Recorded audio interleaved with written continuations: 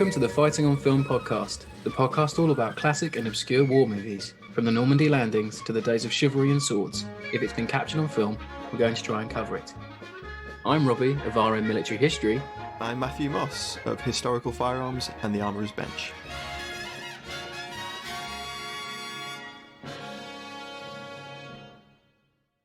Hello, welcome back to Fighting on Film. Now we have some massive news. We've just gone over 1 million downloads. Let's go! Yes, Woohoo! amazing. I can't believe For an it. independent podcast, mind-blowing. Massive thank you to everyone who has listened to us, survived Dirty Dozen December, made it through Mercenary Month 1, 2, and 3, put up with PT 216 or whatever the hell it was. Yeah. What am I talking about? They're classic episodes. Exactly. No, they're seriously though, they're FOF gold, that is. Seriously though, massive thank you to everyone who's listened. Oh, it's just incredible. It's a mind-blowing number. Like when we launched this pod in October 2020, with lockdown the way it was, then we were going into a second lockdown. We started bi-weekly. Then we went full-time, well, full weekly, full-time to us at least. Yeah. In early 2021, we never thought that we would be here. We never even thought we'd crack 500k downloads, let alone 1 million. So it's just amazing. Yeah. I think I said on my Facebook earlier, I've been to places I never thought I'd visit. I've done things I never thought I'd do. I've met people who I never thought I'd meet. So when I say it, this show changed my life, I genuinely mean it. I wouldn't have the career or some of the opportunities that I've had now without this show, without meeting Matt. So here's to you, big fella. Here's to another million. And you, mate. And you. And you. And it might seem like a bit of a cliche, but it's completely true. We've been in B-17. We've been to some amazing museums. We've been to premieres of films. We've spoken to some incredible people, industry people, historians. It's been a really interesting, ride. It's been such an interesting thing to do. And I'm so glad we decided to do it. Yeah, exactly. And if I'd never messaged you about Sten guns, who knows? So Sten guns, there you go. Yeah, it was Sten guns. That's literally the thing that kicked the pod off. If you ever meet us out and about, we'll tell you the whole story, but it's a bit long to go into now. But before we jump into this week's Patreon pick, which was won by Matt, by the way, it was one of Matt's picks. Just to remind you again that we have Ways Festival 4 is coming up very soon. It kicks off on the 19th of July. We're on at 11 a.m. in the Arsenal tent talking to Sebastian Abinieri from A Bridge Too Far. He played one of Attenborough's private army. And if you haven't got your tickets yet, you still can. There's still time. So if you are fascinated with the Second World War, or if it's something that you've come in through it through war movies, then I would really recommend we have Ways Fest, because it's just some top-notch historians, some amazing talks and people. Just a great way to spend a weekend as well. So do come and join us if you're there, and do come and say hello as well, because we love saying hello to everyone. So moving on to this week's large question, as we love to kick off the show with a large question. So this week, the large question was, you can replace one role/actor from a war film. Who are you choosing and why? This is the 1970s avant-garde war movie equivalent of a large question, because it's so out there. It's a great question, fresh. I'm just trying to keep them fresh. The way I pose this to the listeners, if you weren't aware or you don't follow us on X yet, please go and do that. If you don't, I said John Wayne as Oddball, Jack Hawkins in Guns Navarone. The choice is yours. So World War II supercut goes with probably Nick Cage in Captain Corelli's Mandolin. Need a more historically accurate movie about the Greek-Italian conflict? We do. I mean, I love Nick Cage, but I get it. World War II TV. It's such a weird role for him. Was a bit. Yeah, it's in that. Yeah. It was in that. Also, just going to say, check out World War II Supercut. They're a new project. They're doing. They're supercutting a load of war movies into sort of like a chronological approach to the war. It sounds like a really interesting project. Might have to get them on to talk about that. Yeah.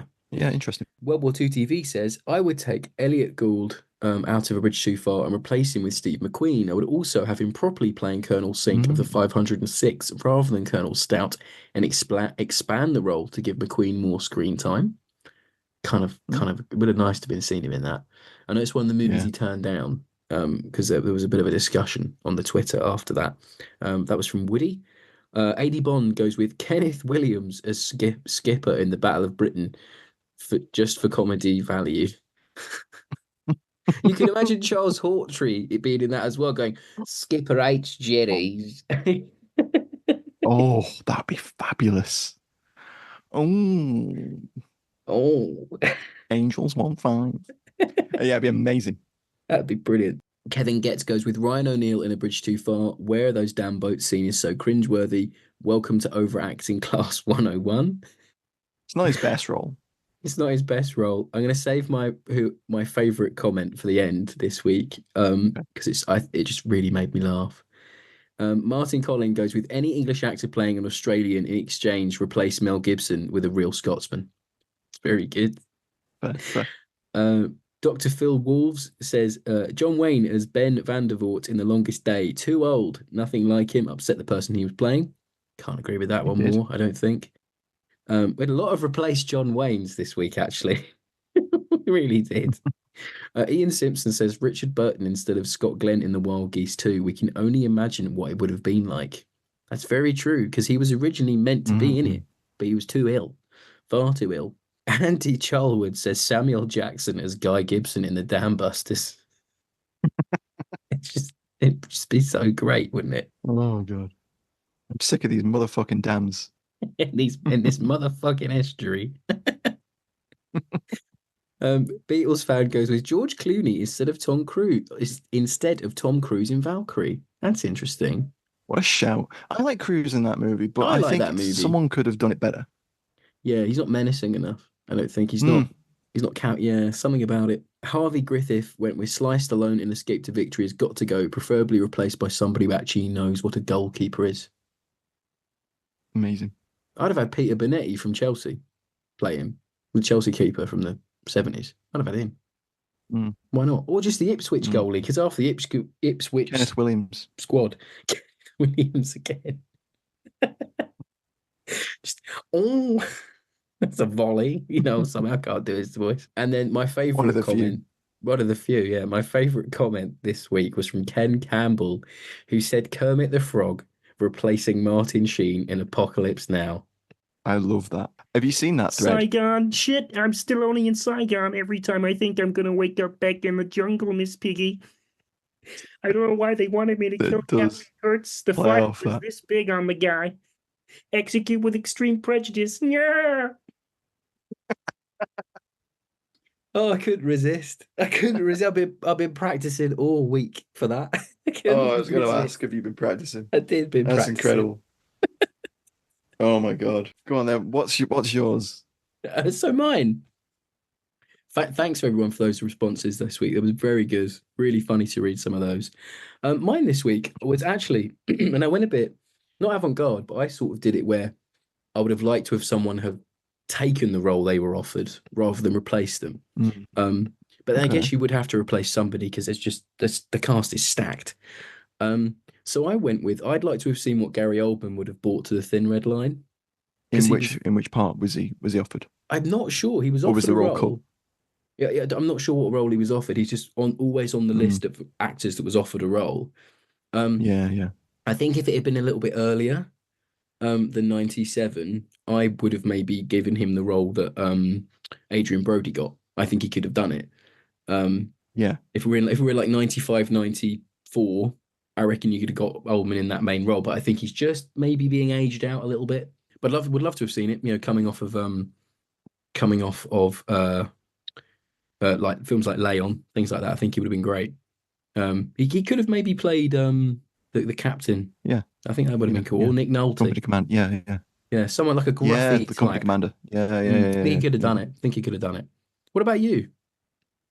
I would replace Tom Hanks in Saving Private Ryan with Kenneth Williams. No, it's not it. It's not the one. That not Um, it. Rob's like silent laughing. Anyway, so my real choice is replace Arthur Lowe in Dad's Army with Richard Burton. Oh, in the movie The version. film, In the in the film. movie. Can you imagine that? Ooh. Yeah, okay. Can you imagine that? That would have been quite Hmm. good. Yeah. I can't do a good That'd have been enough Burton to interesting, wouldn't it? try, but that's good. He'd have played he would have played that so straight. He would have played it straight Straighter as a than Lowe did, and die. Lowe played it real straight. No Like, one would have believed the Nazis are going to invade Wilmington-on-Sea. and Wilson, neither was. Why am I doing it as Churchill? I was going to say, You and stupid Wilson, boy, neither was mine. Pike. Brilliant. No, that's really great. I like it. I love it. I can see it. I want to see it. Maybe with AI one day we can do it. Deep fake. Anyway, Yeah, deep fake deep better into fake it. Dad's Army. Crikey. Right. So Matt's on cast this week for his own pick of We Dive at Dawn, 1943's We Dive at Dawn. I know, it's Mills month. Let's go. It's Mills. It's a Mills fortnight. It's motherfucking Mills month. Stop swearing. We'll get told off again. Sorry, I was doing an other guy's reference. Right, so strap in. This is a long one because we need to hit some of these characters. Big old cast, isn't it? And these actors. Of course, we've got John Mills as Lieutenant Freddie Taylor, who is the captain of the submarine, and he has of course a long list of war movie credits to his name, as you'd expect of someone that was active. And if you heard the episode 30s last right week, through to the you'll already 80s. know. Most of them. I'm going to hit a few more that we didn't Oh, touch. okay. Obviously, Essentially, big middle finger up to me. no, These are the ones you didn't mention last week, Robbie. You did a fabulous job. No. Don't be so in Discord amongst the co-hosts of Final Film. Don't be doing that on episode 181. Oh God. So he enlisted in the British Army, Royal Engineers. He was later commissioned as second lieutenant, but invalided out with a stomach ulcer in 1942. But prior to that, he'd been given leave to star in various films during the war, and he's a member of the Tri-Services Club, which we've mentioned a couple of times on the show, where he's played characters who've served in all three branches: Army, Air Force, Navy. So I always like to throw that in. Credits include 1935's Brown on Resolution, Old Bill and Son 1940, Cottage to Let, which was also an Asquith picture in 1941, Noel Coward's In Which We Serve in 42, This Happy Breed in 44, Way to the Stars in 45, and of course Above Us the Waves in 1955, which is the topic of last week's show. Call It Story, same year. Dunkirk, Ice Cold and Alex, and I Was Monty's Double, all in 58. What a big year that was for him. It's kind of his comeback year, a bit of a dip in the kind of early 50s, and that was a real comeback year for him. 1974 with Quatermass. Call back to last week. Yep. Tunes of Glory, Swiss Family Robinson, Operation Crossbow, Oh What a Lovely War, Young Winston, Trial by Combat, which is that film with Donald Pleasance. Oh, yeah. Yeah, you know the one. Zulu Dawn in 1979, and then, of course, When the Wind Blows in 1986, when he voiced Jim. Lewis Bradfield played Lieutenant Brace, who was the first officer of the submarine. Then we have Ronald Miller, who plays Lieutenant Ronnie Johnson, who's the third officer. Miller was actually he joined the Royal Navy in 1940, and after the war, he was an actor and a playwright and a screenwriter. He had a small part in Life and Death of Colonel Blimp in 1943, in addition to We Dive at Dawn, of course, as well in the same year. Then he was the writer of the Miniver story in 1950 and Betrayed in 1954, both World War II pictures. Then we've got Jack Watling as Lieutenant Gordon, who is the navigation officer, another member of the Tri-Services Club. He appeared in films like The Day Will Dawn in 1942, The Flying Fortress in 1942 as well, The Way Ahead in 44, Journey Together, The Sea Shall Not Have Them, and Sink the Bismarck in 1960. I'd love Original hearing these Purdell credit lists of the golden era of insane. war. I just love it. Occasionally, you hit a film where they've all, even if they've been in small roles, all of the war movies they've been in are really meaty quality films. I know we've been doing this for 4 years now, but every time I hear a credit list like that, I just get giddy. I'm like, oh, what movies these are? It's just basically, I still love this genre so much. We've covered like one of those. I know. This is how much we have left to do. It's like, so insane. It's so far. Purdell. So Purdell plays Dickie the coxswain. He was a World War I veteran. several 4 years, in fact. So he's a Wow. 14, 18 veteran. And he appeared in over 40 films, mostly comedies and that kind of Hmm. thing. Cavan Watson appears as Jock Duncan, the chief engineer, who pops out of a hole every now and then and it has some funny lines. Yeah. Niall McGuinness plays Mike Corrigan, TI, who's the torpedo gunner's mate. He was in 49th Parallel in 1941. He was in Foxhole in Cairo, Billy Budd, and The Spy Who Came In From the Cold in 65. And then we have Eric Portman, who's kind of the second billing on this, but he's Yeah. a lot lower in the actual credit billing. And he's leading Seaman Hobson, who's kind of, I think he's the I've got hydrophone a operator. I feeling think they that's his chose actual someone. role. Yeah, I've got a feeling they chose someone at random here to do a double Maybe, billing. Yeah. maybe. Because it's obviously it's a Mills-led picture, so Mm, mm. um but Portman appeared in 49th Parallel as well. One of our aircraft is missing, 42. Uncensored, another Asquith picture. Squadron Leader X in 1943. Cold Its Okay, now Story I in guess then it's not 55. because he'd be well known. I didn't know his credit list that well. So clearly he'd be well known to He, audiences at that point. yeah, he kind of comes to prominence in the early 40s. So Okay, the where he's positioned in the film kind of makes sense as that role is I kind of on see. a path where his career was at the time. Mm, mm. Um, Bedford Incident, 1965 as well. Leslie Watson plays Tug Wilson, who's the torpedo operator. He was in The Lady with a Lamp, which is a Florence Nightingale picture in 55, sorry, 51. And then the reason I mentioned Watson Weston is because he also appeared in Above Us the Waves in 55 as a supporting Nice. actor. Mills and him just looking at each other like the boat in a Hot Shots. Yeah, right, passing. I loved you. I loved you in We Dive at Dawn. Oh my God, yeah. Perfect. Joan Hopkins plays Ethel Dabbs. She had a very short career. I think she stopped making films in the early 50s. She was in about half a dozen films. And this is their only war movie credit. And then finally, we've got Walter Goethel, who plays the ardent Nazi pilot, who's uncredited, but he was a Jewish actor who left Germany in 1938, and basically throughout much of the 40s and 50s played Renter German, and then later on in his career Renter Baddie. Yeah. There's Um, so much he of that in this appeared, era. It's almost oh, annoying how many totally. good actors' careers are not wasted, of course not. They're working, they're Well, making a wait till good you bit hear of this money. career, like But this like credit list, though. they're better than Rent a German, you know? I know it's true, but that's how he started off his career at Of least. course. Yeah, yeah, So yeah, yeah. The Day Will Dawn, 1942, Secret Mission, same year.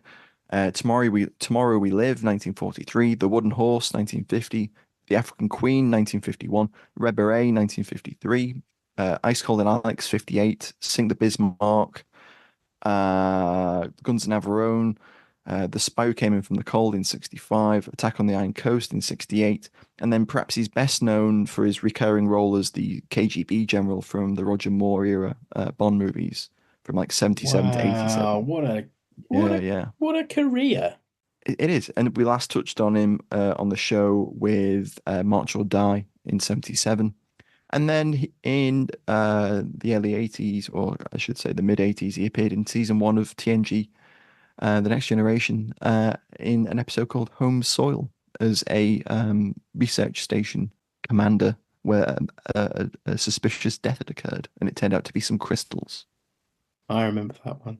Not the You remember that greatest one? one. Not the greatest episode It's of TNG what's the there. line from that episode? It's like loose bags of mostly water is how the crystals That's it. describe humans. That's it, yeah. And Yeah, there's some yeah. it's a weird one. It's one of those, can we make the audience care It's a about a conceptual. rock episode? It's a Star Trek conceptual episode. It Yes, it is. There are happens. many of them. There's many of them. Yeah. Well, we've got a Star Trek diatribe in. This is a real FOF episode now. It is. Now we're going. Now we're off. Now we're cooking. So, is that the cast for this week, Matt? That's the cast. Brilliant. On to production. So, this film was produced by Gainsborough Pictures and the Gainsborough British Picture Corporation, distributed by General Film Distributors, which later became the J. Arthur Rank Organisation, and it was Mm. shot at their studios in Shepherd's Bush, London.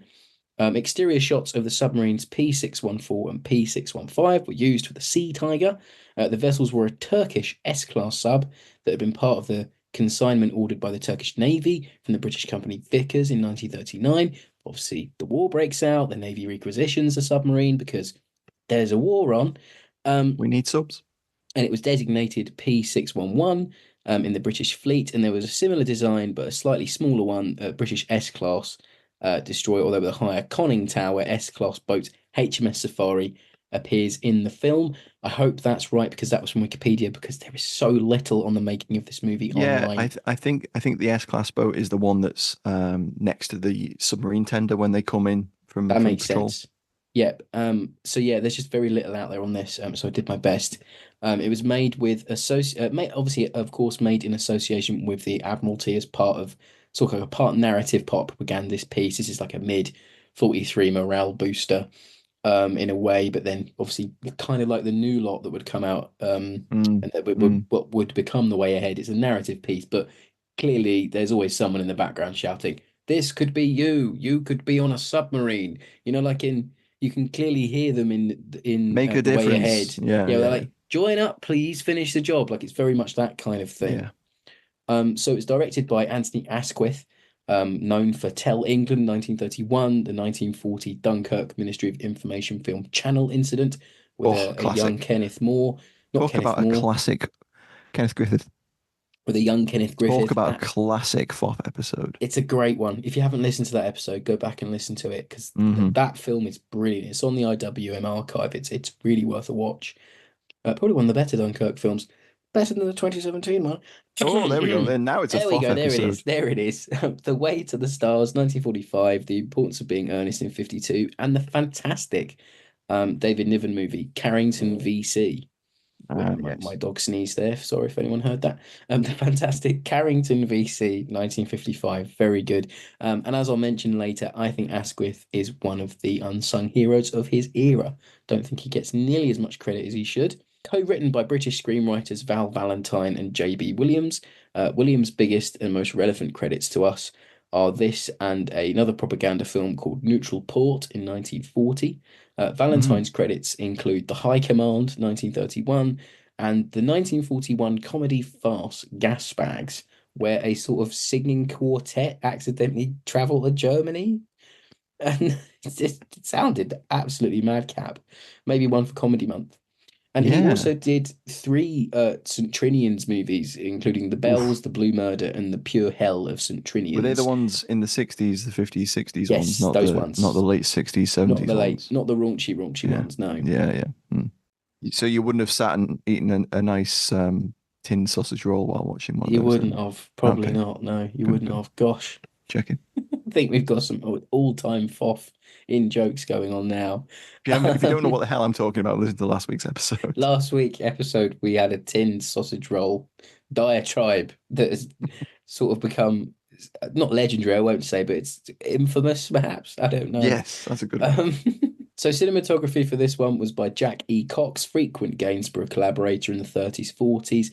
He worked on the 1927 silent film Blighty, which is a great war movie.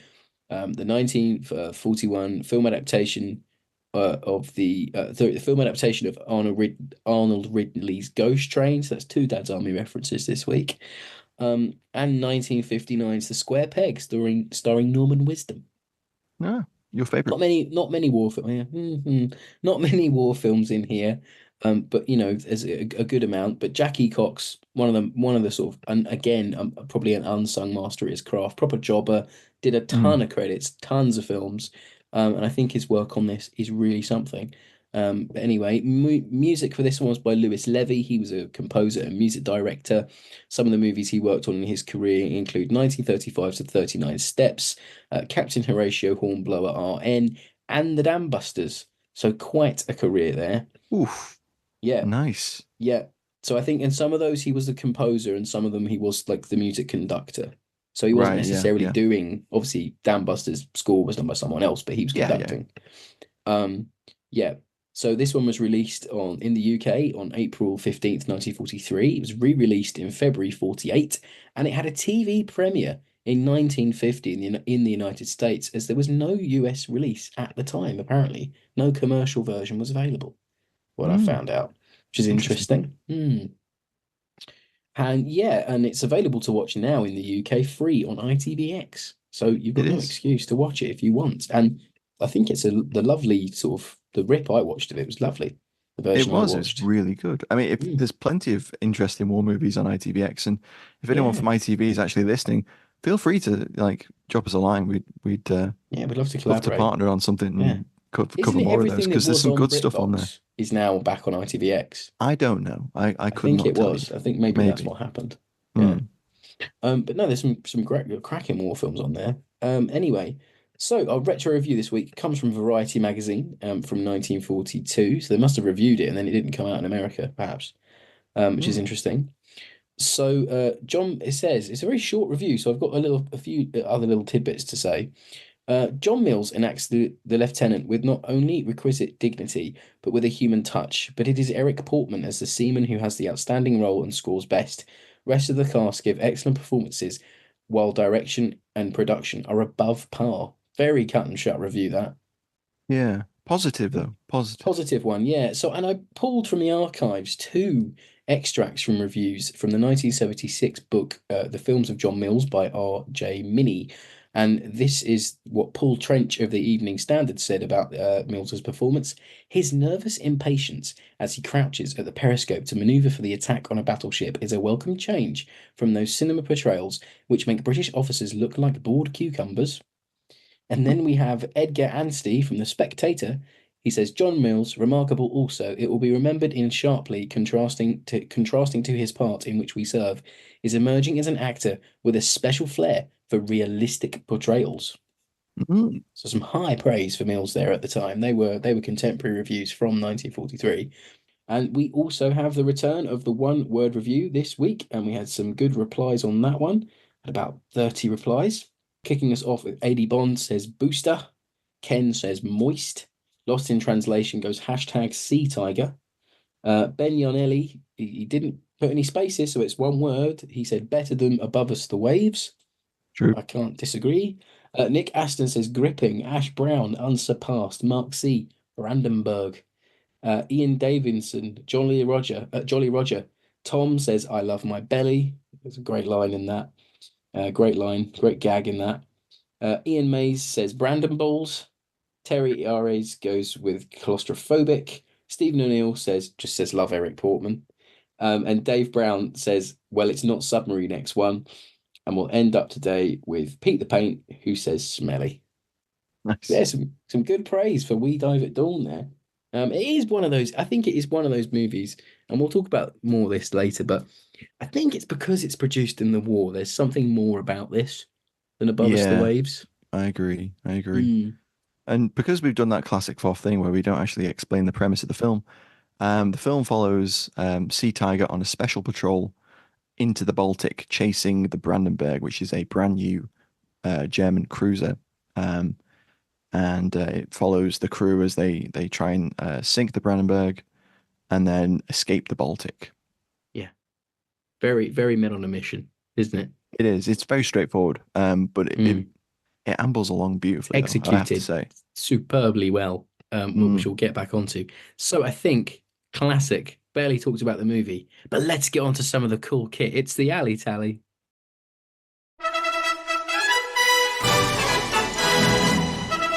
It's time for Allie-tally on Fighting on Film. So for me this week, because last week I didn't talk about the submarine, I felt guilty because I didn't talk about any of the subs. So this week, I'm saying it's very alley. The sets in the interior of that submarine of the Sea Tiger are so well done. It's so hard to tell when it is a set and when it isn't a set. So that there's some sections where you can tell like a door clearly is made out of wood because it's like hanging a little bit weird. It's not Mm. like rigid enough. And there's definitely a part where one of the characters is going towards the back of the ship and they've used a matte painting behind one of the doors to give the illusion of depth. Right. Did you not see that? No, I missed that. Oh no, I did. I freeze framed it, and it's clearly a clearly a matte painting because it's Asquith using every trick in the book. Yeah, yeah, Here absolutely. He's essentially, a, yeah, because I he's couldn't find a great budget director. He knows his this week. trade. Yeah, so I assume the budget wasn't very high. We can't be talking that high because obviously you're getting John Mills and he's a big star, so probably a Yeah, lot of money's going on him. mid-war as well, so Mm, you're not mm. looking at a big budget No, picture. and it's not like a Ministry of Information film where you'd have government money involved. This is Obviously, they you had know, Admiralty help and a yeah, lot of of it. course, So yeah. It's hard to tell what is real and what is an interior on a soundstage. It's cramped, dingy. You can almost feel the sweat and feel the grime. There's just something here that, the mise en scène is quite good. yeah, I'm not saying it's Yeah, Das Boot levels, but for no, 1943, it may as well be because it's totally, blooming totally. well done. And there's so much, I'll say this later on as well, but there's so much depth packed into every scene or every section of that sub. It's the way that Asquith blocks scenes. It's the way that he frames the camera, and Mm, this is probably Jack Cox as well, like his yeah. expertise. But it's so alive. There's always things happening. There's things in the background. It's not flat. It's not like to bash above us the waves. It doesn't feel flat. It doesn't feel bland. It feels like someone's really thought about this. Like how do I stay? How do I set up this shot in a sub because it's compact? How do I keep that feeling of compactness and tightness? And some of the camera work in these scenes where the camera is almost gliding through the room, that's really modern. Like Mm, in current film terms, using a yeah. dolly like that, Mm. that's very fresh. It's still fresh now. So Gives I it think that that's linear feel of the boat, doesn't it it? does, yeah. I think it's very alley just how that's done. And then just to talk about some actual weapons. I mean, I wasn't expecting to see M1928 Thompson with submachine guns with drum mags, but we get three of them. Oh, that end sequence, Anthony, you're treating us. It's the cherry on the top, isn't You it? are spoiling us, Anthony. He Come does. on. It's like Anthony went out to the kitchen and he's come back with Ferrero Rochers. He's gone in. He's gone. Now I know I didn't show you the actual torpedoes hitting the boat, so I'm going to make it up to you now with this marvelous little set piece. You've all been good boys and girls. I'm cracking out the armor here. But it's cool. It's great. It comes out of nowhere, and um, there's a little It just scene at goes all the end. commando book, doesn't it? It does. There's that little scene where Mike is like point shooting from the hip, and he Oh, drops so like good. two or three Germans as they're coming Yeah, yeah. down the gantry. It's great. There's Portman in Mm, that scene, isn't it, on the Vickers? it is. So Portman is going for like Hobson VC. This Yeah. is my favorite scene. We'll talk about this in a Okay, moment, we won't go too far in then. but it is. He is on a Vickers, It's a and VC winning action, if it I ever truly saw one. is. And Mike's getting a mention in dispatches. My pick, my one word review was Vickers because there's two Yes. really cool scenes with the Vickers. Oh, sorry, I missed it. I didn't mean to. Oh, No, dear. it's fine. It's Sorry. fine. You covered it. It's more You're the important that you cover. co-host. You don't It's need to more have your important that you cover the listeners' one words. you Okay. don't have to have your one word review read out. I have the whole. I have half a whole bloody review. It's fine. You've got like an hour to say what you think. So yeah, there's that great sequence which is also on my Allie-tally pick, is they come across a German rescue boy, which Which is is cool in itself. so cool to see, especially in 1943. Like that's pretty cool. Really clever inclusion. It's a downed Luftwaffe crew in a rescue boy, and they mount a Vickers water cooled on the conning tower. And the German aircrew has spotted the submarine and they know it's British and they're about to try and send a radio message off. And the Vickers gunner just cuts the mast down with a burst of a 303, and it's such a great little scene. Great. I don't know whether they had water cooled Vickers on submarines. It just seems a bit We'll have to unusual. ask Rich Fisher, he'll know. I did, and Rich didn't give me a solid answer because I don't think Oh. he's ever looked into it, which is rare. Maybe.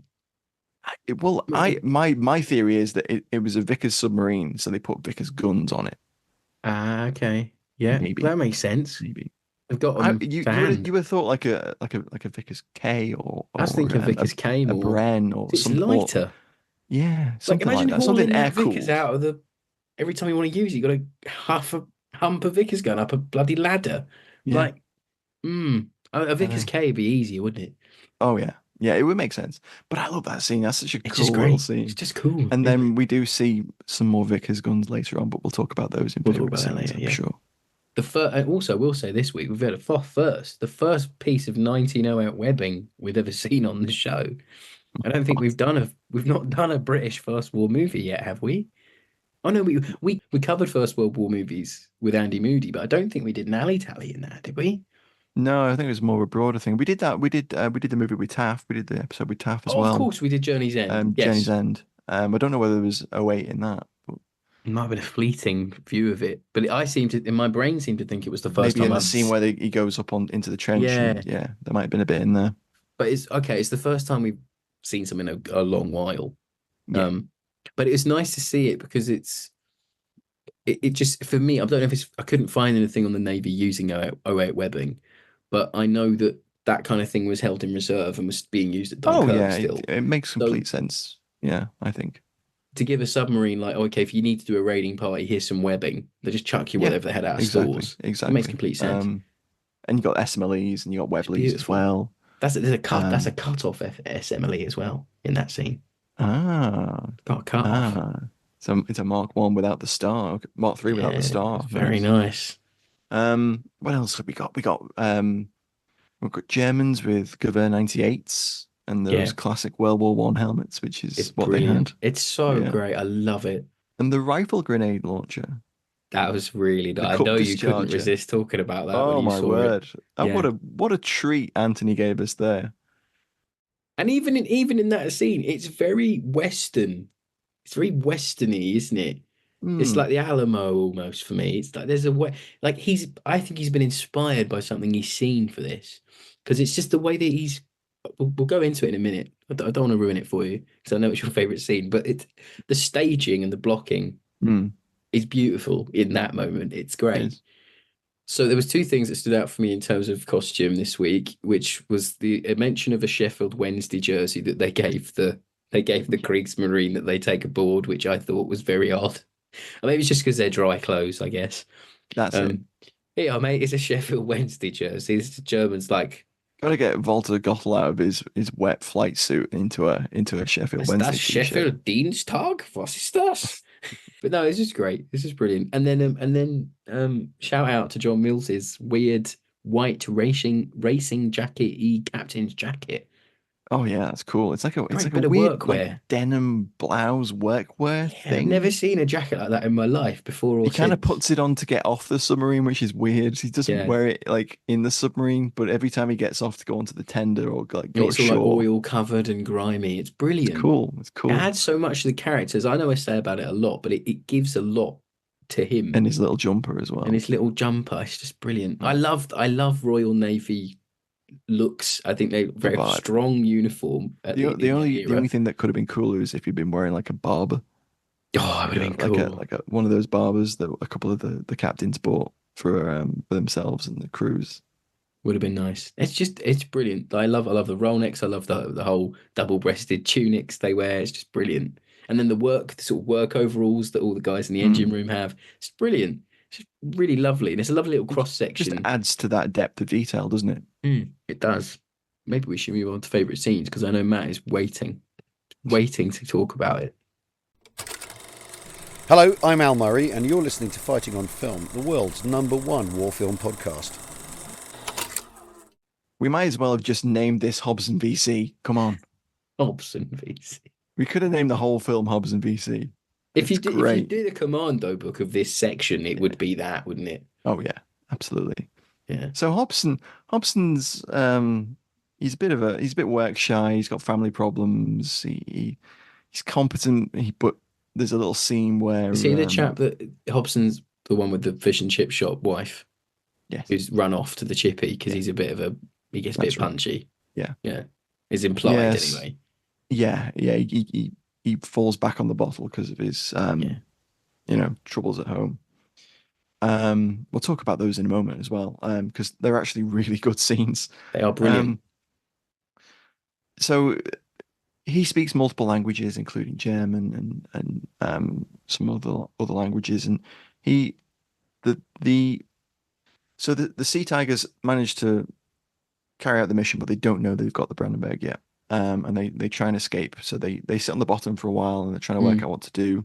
They've been depth charged by a destroyer, which is a great little sequence as well, Yeah, which great. Rob's going to talk about in a moment because I know that's one of his part of his favorite scene. And they've been hemorrhaging oil, so they know they can't get back to the UK. So Hobson suggests, rather than scuttling the ship and trying to like get ashore, um, the ship, I should say submarine. No, because it's referred to as a ship in the script. It is true, true. Um, and basically he suggests I'll go ashore, find some oil, signal you in, tell you how deep the harbor is, Yeah. in this place that I know because he's a former I'll just merchantman. go off and win a medal. You wait there. I've had an idea. Don't mind me, sir. It's So almost yeah, like he he's makes trying it to win his wife back, like right. He's so just she can read it in the paper. You know, so he it's signals him ashore, brings the boat in, and they pull up alongside a Scandinavian tanker, and they fill up Danish tanker, and it's like, yeah, you're friends of or is it of Norwegian? Isn't it Norwegian? I think it's Danish. Well, because the Norwegian guy is the guy that comes out of the little conning tower thing. He's Norwegian. I don't know. I don't know. Anyway, it doesn't Yeah. matter. It's one of those Scandinavian. Sorry, yeah, yeah, Scandinavian Pippadanic. countries. So people come for the rivet counting, Rob. That's what they're here for. Yeah, they do. Um, They come for the tin sausage rolls, chap. so the submarine pulls up alongside, and they're filling up, and a bit of a street battle It's begins, so good. and really good at the Germans. They've set up a Vickers gun on the harbour, um, on the quayside, Must have captured and that one at Dunkirk. must have done. Yeah. That's it. There's the head cannon. Um, and Hobson so it sets it up. You can see him like picking up a couple of ammunition lighters, and he takes them over and he sits Yeah. next to the gun. It's the most he's setting them nonchalant up. walking along with a It's very heavy machine gun, isn't it? Great. And he sits down on this Vickers, and then the Germans sort of come around the corner. There's a little patrol, and they've they've seen the lights, and they've heard commotion. They've come to investigate, and he That just sea gives them a tiger burst, nine. Yeah. gives them a burst, cuts them down, and then all hell breaks loose, and you get the entire garrison attacking them, and they bring up a Vickers, so they've captured more than one Vickers. I thought it was an MG08. I think it's meant to look a bit like that, but did you see the really cool close up of the muzzle of the Vickers that Hobson's on, and it shows the blank firing adapter. It's brilliant. It's Yeah. so good. And there's a couple of great little sequences where Hobson has like a back and forth, and he cuts like a German machine gun position down that gets set up in that house opposite. Yeah, it's And great. there's a chap firing a rifle grenade at them. And then the shore party arrived to like relieve him, and it's like, Yeah. oh, cavalry's arrived moment. And they're all armed with like SMLEs and those Thompsons that you mentioned. Man, is it a And Webley or an Enfield? I think it's a one with- Webley because it's a big It's a boy. Webley. Yeah, Yeah. it's nice. And they just a really meaty 1940s gun battle. It's really good. emerges. And And there's as I said, tension. Mills is on Yeah. board, like get the provisions aboard, get the and in oil in that the scene, ship. I thought Mills was going to produce a cutlass at one point and like run at Oh. him or something. Like it felt like someone was going to get a cutlass out. Or Away borders. Yeah, let's go. You know, it really felt like it because I thought because I haven't seen this movie in eons. Like I think I Mm. watched it on ITV maybe I couldn't tell you when, but I've forgotten about this ending. Like I remember John Mills in a submarine, but I've forgotten this ending.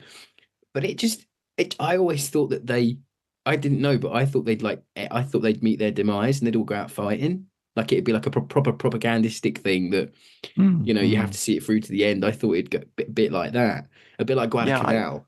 for some reason, where he's on the MG. I thought they got depth charged. Yeah. I was expecting that. I'm getting mixed up Bataan, with the sorry, I meant film. Bataan on the MG. Yeah, That's yeah, what I meant. yeah. With Robert Taylor, I know what you mean. Mm. Another classic FOF episode. If you've not listened to, Oh, great. Yeah. go back for that one. Very early that. It's like episode 4 Early or one. 5 or something. And then Hobson covers the retreat on the machine gun, and It just then comes there's in hip firing. It's beautiful. It's like a gangster film. It's amazing. Oh, so good, so good. Drum magazines as well. That's an Oof, MM right there. Beautiful. Truly, Mike and Hobson, MMVC, gotta be. Yeah, without a doubt. What's Yeah. your favorite scene? My favorite scene is when, and I'm going for talking about subs this week because I didn't last week.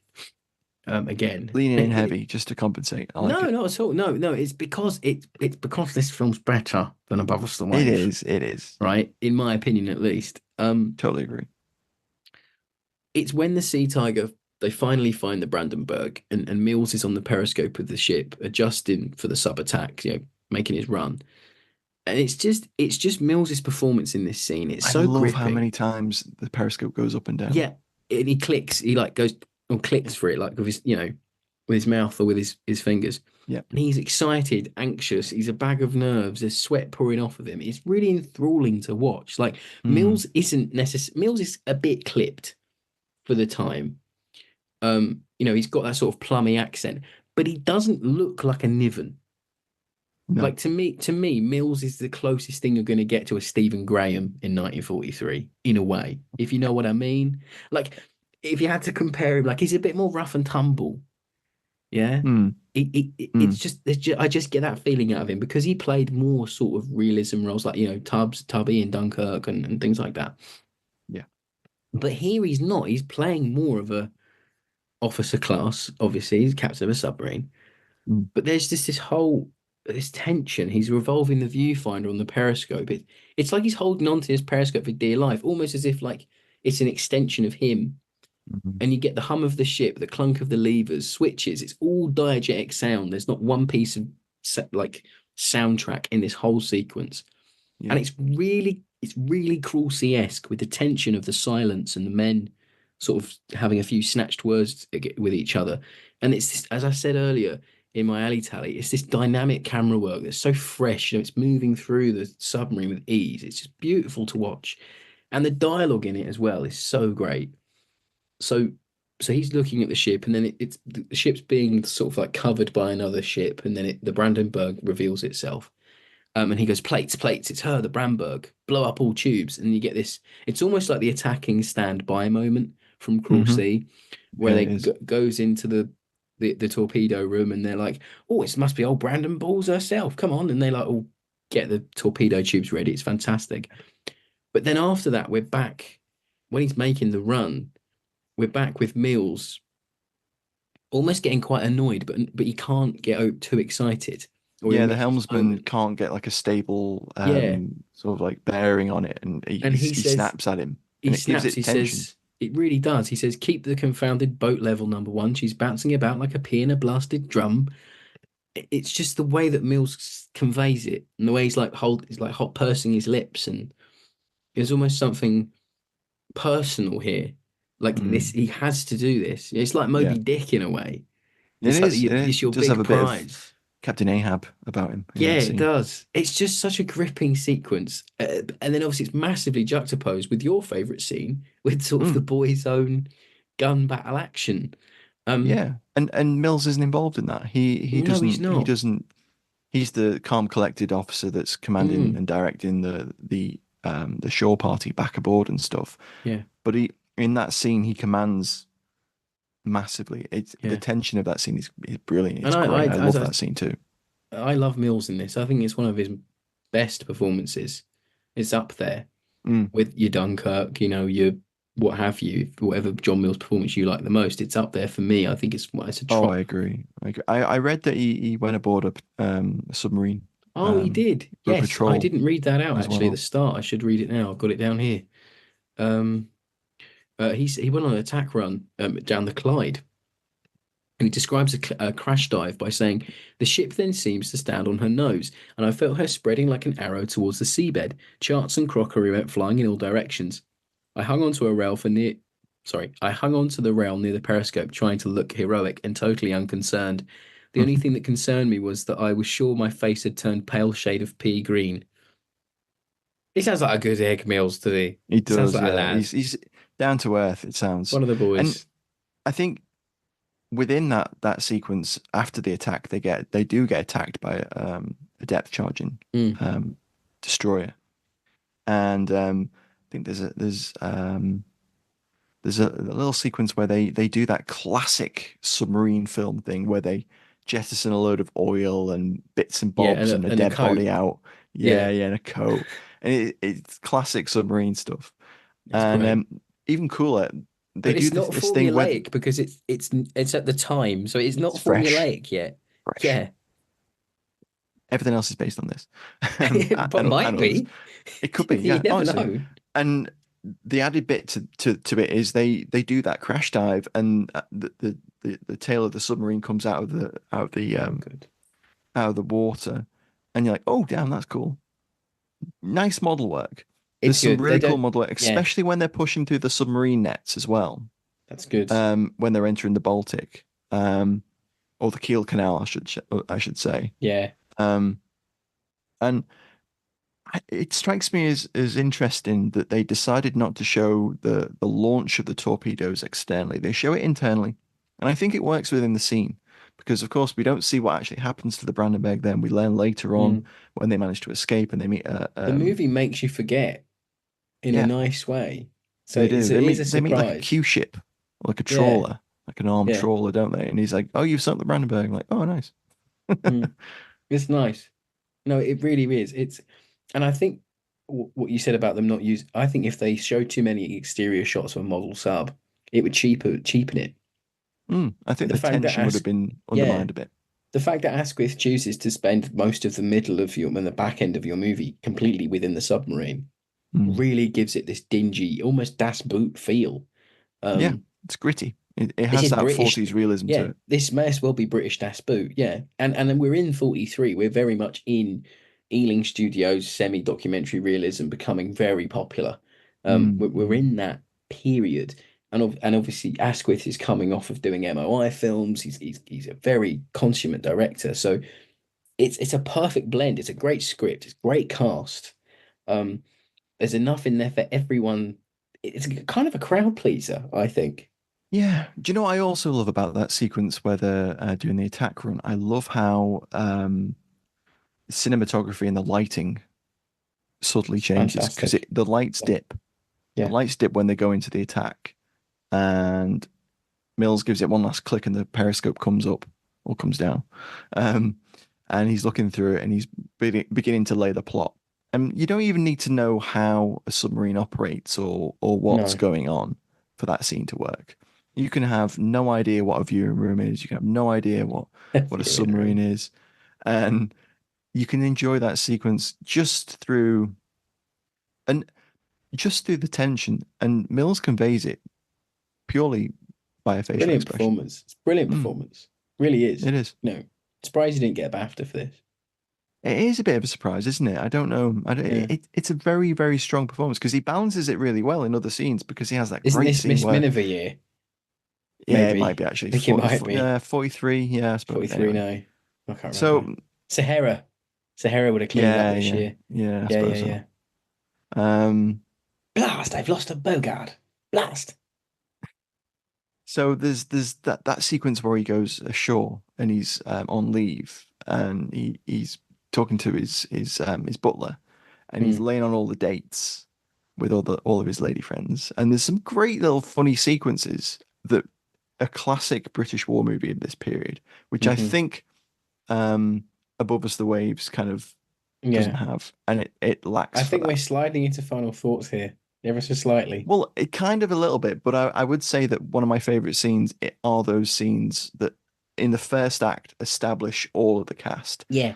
Yeah. So you see Mike and Purdel's character, the coxswain, go home to marry Edith, and there's a funny bit where he doesn't want to marry Edith, and there's a funny bit where Mills goes ashore and lays on all these dates, but then gets recalled, and it's just it builds the characters really nicely, and it gives that characterization that we didn't get in um, Above Us the Yeah. Waves.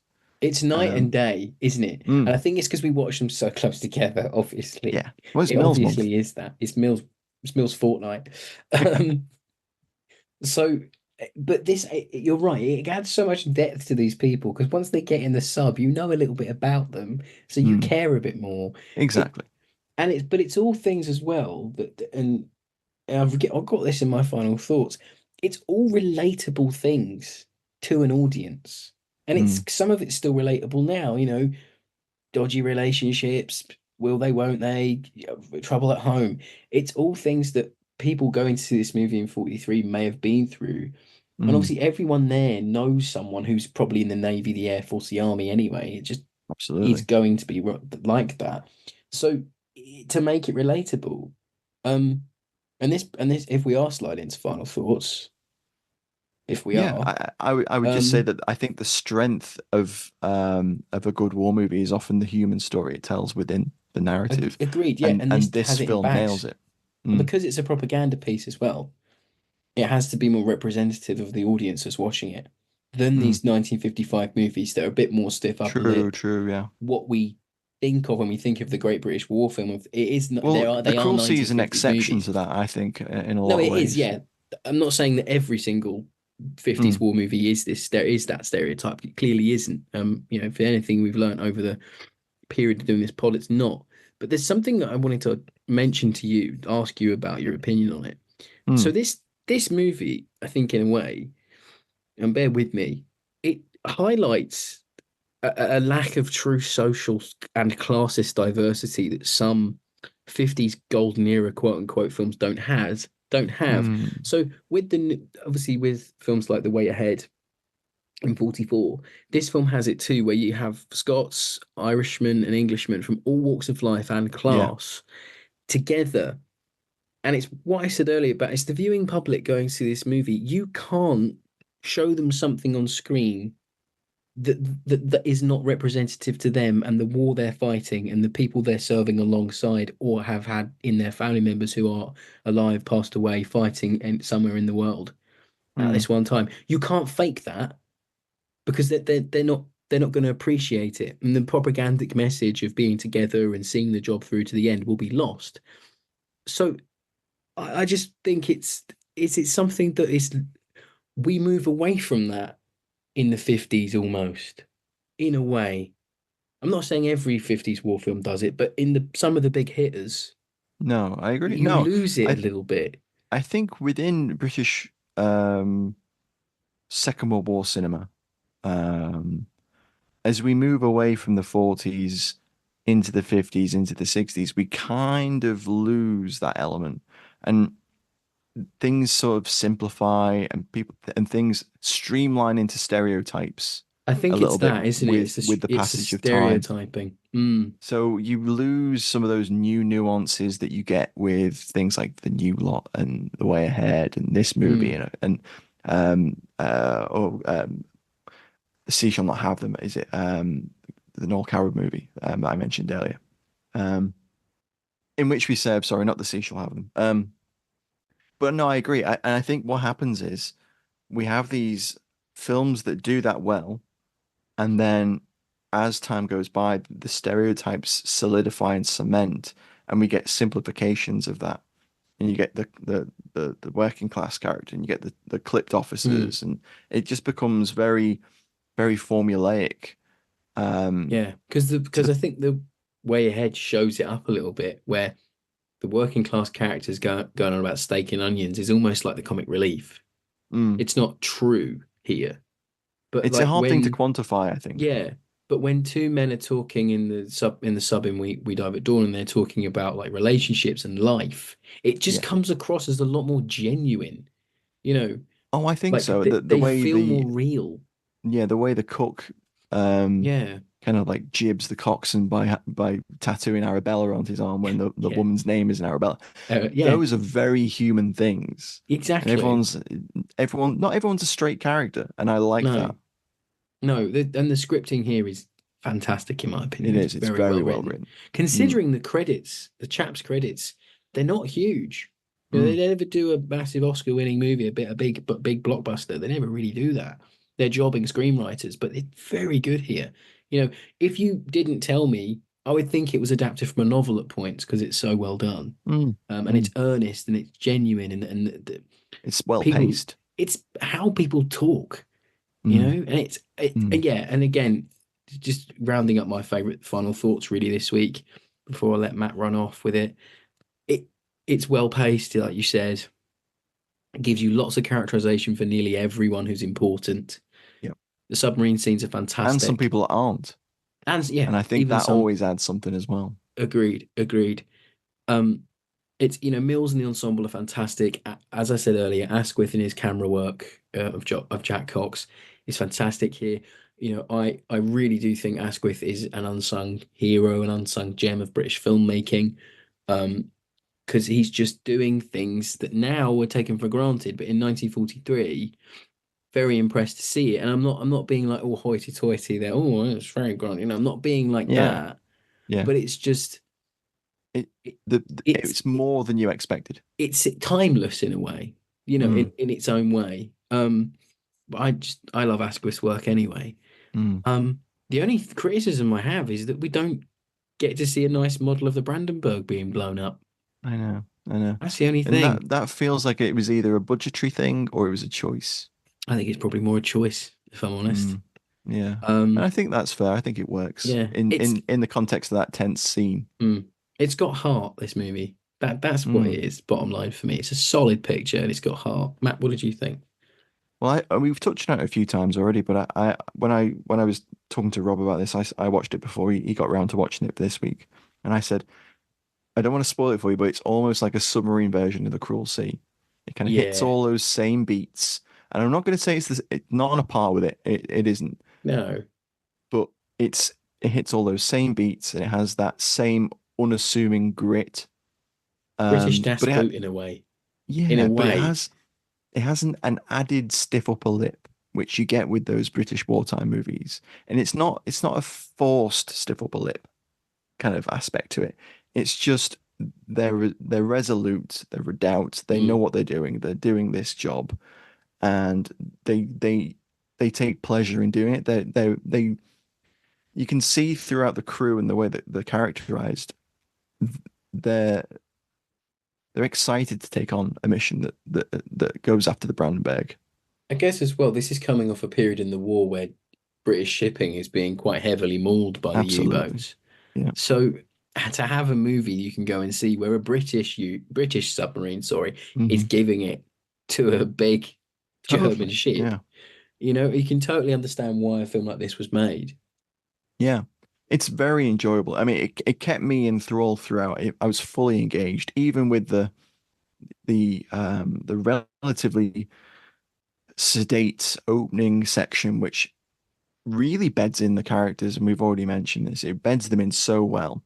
But Mm. the nuances of those characters and their lives completely captured me in a way that some films that try and do that don't. Oh yeah, I just think no, it worked quite well. And the nuance of the characters, as we said earlier, only adds yeah. to the second and third act. And it is a better film than Above Us the Waves. Oh, massively, yeah. Like I would Mm. have, as you were saying about those scenes, like I would have happily watched a whole movie about these men on leave. They were that interesting. Yeah. Yeah, they I would could have just done a happily whole gone film and done more where on they're it on leave, and then the film ends with them going off on a patrol. because They it could have reminds easily done that. me, it heavily reminded me of Warriors for the Working Day by Peter Mm. Elstob. If you haven't read that book, it's fantastic about tank crews, a tank crew in Normandy, in 44.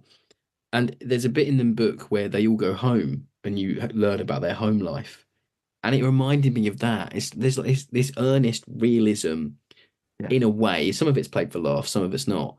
But it just adds so much to this picture. It's a little triumph. It's a little beautiful little British film, which I don't think it gets Kind of. forgotten about, but I it's was not about to say up that too. there.